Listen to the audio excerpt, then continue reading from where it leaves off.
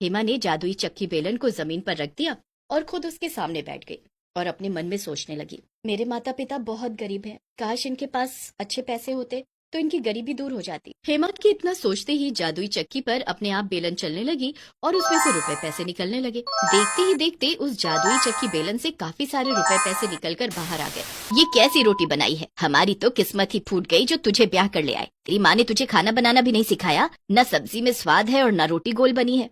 हेमा की सास भाग्यवती रोज गोल रोटी बनाने को लेकर हेमा को ताने देती है। हेमा को खाना बनाना नहीं आता है। लखनपुर गांव में हेमा अपनी सास भाग्यवती के साथ रहती है। हेमा की नई नई शादी हुई है। उसका पति योगेश शहर में मजदूरी का काम करता है और हेमा गांव में अपनी सास भाग्यवती की सेवा। लेकिन भाग्यवती हेमा से कभी खुश नहीं रहती। हेमा के माता पिता बहुत गरीब हैं। इस कारण हेमा अपनी शादी में कुछ दहेज भी नहीं लाई।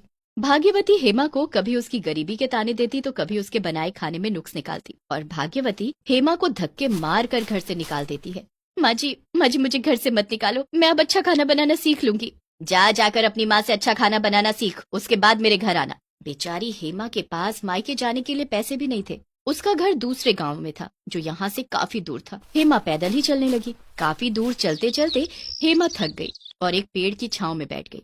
वहाँ बैठकर उसने अपने मन में सोचा, काश मैं घर से कुछ खाने के लिए लेकर चलती। अब तो जोरों की भूख लगी है, यहाँ आसपास खाने के लिए कुछ भी नहीं है। अभी तो बहुत दूर पैदल चलना है, मेरे पास पैसे भी नहीं है। मैं भूखी प्यासी कैसे अपने घर तक पहुँच पाऊंगी। काश कि मेरे पास कुछ पैसा और खाना होता।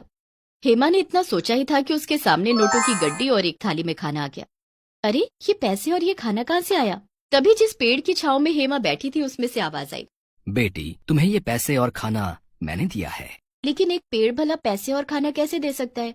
बेटी मैं एक जादुई पेड़ हूँ। मैं किसी भी दुखी इंसान की मदद कर सकता हूँ और उसे उसकी मनचाही चीज दे सकता हूँ। तुमने पैसे और खाने की इच्छा जताई थी, इसलिए मैंने तुम्हें पैसे और खाना दिया। लेकिन तुम इस जंगल में अकेली क्या कर रही हो? तब हेमा ने उस जादुई पेड़ को सारी बात बताई।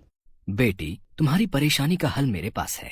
बेटी मैं तुम्हें अपना एक तना दूंगा, तुम उस तने से चक्की बेलन बना लेना। मेरे तने से बना हुआ चक्की बेलन भी मेरी तरह ही जादुई होगा। उससे अपने आप गोल रोटियां बनने लगेंगी। बस तुम्हें उस चक्की बेलन के सामने अपने मन की इच्छा बतानी है और जो भी तुम्हें चाहिए वो चक्की बेलन तुम्हें दे देगी। पेड़ की बात सुनते ही हेमा बहुत खुश हो गई।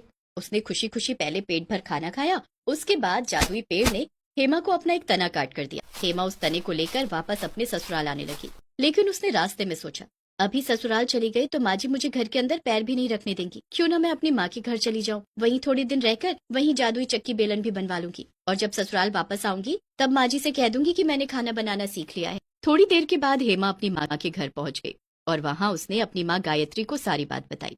हेमा बेटा, तू कल ही उस जादुई पेड़ के तने से एक चक्की बेलन बनवा लेना। कुछ दिन हम भी इसके जादू का इस्तेमाल कर लेंगे। हाँ माँ, जादुई चक्की बेलन से तुम्हारी गरीबी भी दूर हो जाएगी। दूसरे दिन सुबह हेमा ने उस जादुई पेड़ के तने से एक चक्की बेलन बनवाया। माँ, मैंने जादुई चक्की बेलन बनवा लिया है, क्यों ना हम इससे रुपए पैसे मांग कर देखें। हेमा ने जादुई चक्की बेलन को जमीन पर रख दिया और खुद उसके सामने बैठ गई और अपने मन में सोचने लगी, मेरे माता पिता बहुत गरीब हैं, काश इनके पास अच्छे पैसे होते तो इनकी गरीबी दूर हो जाती। हेमा की इतना सोचते ही जादुई चक्की पर अपने आप बेलन चलने लगी और उसमें से रुपए पैसे निकलने लगे। देखते ही देखते उस जादुई चक्की बेलन से काफी सारे रुपए पैसे निकलकर बाहर आ गए। इतने सारे रुपए! माँ, पिताजी, अब आप दोनों की गरीबी दूर हो जाएगी। मैं रोज जादुई चक्की बेलन से आप दोनों के लिए रुपए पैसे मांगूंगी। हेमा बेटी, तेरी वजह से हमारे दुख भरे दिन दूर हो जाएंगे। हेमा जितने दिन भी अपने मायके में थी वो जादुई चक्की बेलन से रोज रुपए पैसे मांगती और जादुई चक्की बेलन उसे रोज ढेर सारा रुपया पैसा देती। वो सारा धन हेमा अपने माता पिता को दे देती। माँ, पिताजी, मुझे यहाँ आए हुए काफी दिन बीत गए हैं, अब मुझे अपने ससुराल जाना चाहिए। ठीक है हेमा बेटी, लेकिन वहाँ पर तुम अपना और इस जादुई चक्की बेलन का ख्याल रखना। माता पिता से गले मिलकर हेमा वापस अपने ससुराल जाने के लिए चल पड़ी। हेमा के माता पिता ने उसे और उसकी सास के लिए काफी सारे महंगे कपड़े और गहने दिए। सारा सामान और जादुई चक्की बेलन लेकर हेमा अपनी ससुराल पहुंची। आ गई महारानी, इतने दिन मायके रह कर आई हो, माँ ने कुछ सिखा कर भेजा है या नहीं? माँ जी, मैं अब घर का सारा काम सीख कर आई हूँ। मैं खाना बनाना और गोल रोटियां बनानी भी सीख कर आई हूँ। तभी भाग्यवती की नजर हेमा के थैले पर गई। थैले में क्या लेकर आई हो? माँ और पिताजी ने आपके लिए कुछ कपड़े और गहने भेजे हैं। हेमा ने कपड़े और गहने निकालकर भाग्यवती को दे दिया, जिसे देखकर भाग्यवती चौंक गई। ये तो बहुत महंगे कपड़े हैं और ये सोने के जेवर। तुम्हारे माता पिता के पास इतना पैसा कहाँ से आया? तभी भाग्यवती की नजर हेमा के थैले में रखी जादुई चक्की बेलन पर गई। ये क्या लाई हो? चक्की बेलन? यहाँ चक्की बेलन नहीं थी क्या? तुम्हें मायके से चक्की बेलन लाने की क्या जरूरत पड़ गई? वो माँ जी, मैंने इसी चक्की बेलन पर गोल रोटियां बनानी सीखी है, इसलिए मैं इसे अपने साथ ले आई। दूसरे चक्की बेलन पर मुझसे गोल रोटियां नहीं बन पाती है ना। चल ठीक है, अब सारा सामान रख दे और जल्दी से खाना बना। हेमा मन में सोचती है, सफर से थक कर आई हूँ, मुझसे भी खाना नहीं बनाया जाएगा, क्यों ना जादुई चक्की बेलन से ही खाना मांग लूं।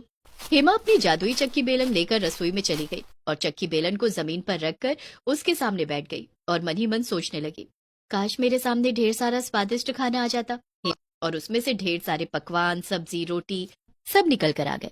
ये देखकर हेमा बहुत खुश हो गई। हेमा ने अपनी सास भाग्यवती के पास जाकर कहा, माँ जी, खाना बन गया है, आप चलकर खाना खा लीजिए। हैं? इतनी जल्दी खाना बन गया? अरे खिचड़ी बना दी क्या? भाग्यवती गुस्से में रसोई घर में जाती है और वहाँ ढेर सारे पकवान देखकर हेमा से कहती है, इतनी जल्दी इतना सारा खाना तूने कैसे बना लिया? माँ जी, मैंने सारा खाना बनाना सीख लिया है, अब मैं मिनटों में बहुत सारा खाना बना सकती हूँ। भाग्यवती को अपनी आंखों पर विश्वास नहीं हो रहा था। बहू, खाना तो तूने बहुत अच्छा बनाया है, तुझे घर से निकालने का एक फायदा तो हुआ कि तूने अच्छा खाना बनाना सीख लिया। हेमा मन में सोचती है, माँ जी, फायदे तो मुझे बहुत हुए हैं, लेकिन आप जाने दीजिए, आप सिर्फ खाना खाइए। इसी तरह दिन गुजरने लगे। हेमा अपनी जादुई चक्की बेलन से जब भी खाना मांगती, उसके सामने मिनटों में खाना आ जाता। कुछ दिनों के बाद हेमा का पति योगेश घर आया।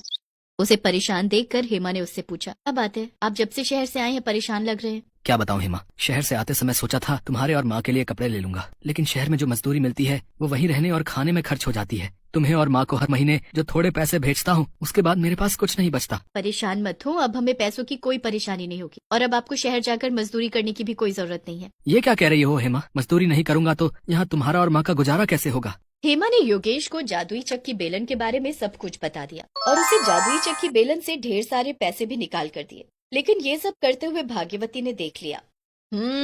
तो ये राज है, जादुई चक्की बेलन से हेमा रुपए, पैसे, खाना सब कुछ मांग सकती है। मैं इस जादुई चक्की बेलन को चुरा लूंगी। हाँ। उस रात जब सब लोग खाना खाकर सो गए, तब चुपके से भाग्यवती ने चक्की को हाथ लगाया। बेलन अपने आप उठकर हेमा की पिटाई करने लगी। बेलन की ताबड़तोड़ मार खाकर हेमा दर्द से चिल्लाने लगी, अरे कोई मुझे बचाओ, इस बेलन को रोको, नहीं तो ये बेलन मुझे मार डालेगा। भाग्यवती की चीख सुनकर हेमा और योगेश दौड़कर वहाँ गए। हेमा ने अपने मन में सोचा, काश इस बेलन से माँ जी की और पिटाई हो जाती। बस फिर क्या था, बेलन ने भाग्यवती को और जोर जोर से पीटना शुरू कर दिया। मार खाकर भाग्यवती बेहोश हो गई। हेमा, इस जादुई बेलन को रोको, नहीं तो माँ मर जाएगी। हेमा ने मन में सोचा, काश अब ये बेलन रुक जाए, और जादुई बेलन रुक गई। हेमा और योगेश ने भाग्यवती की मरहम पट्टी की। भाग्यवती को अब सबक मिल चुका था। उसने कसम खाई कि वो जादुई चक्की बेलन को कभी हाथ नहीं लगाएगी।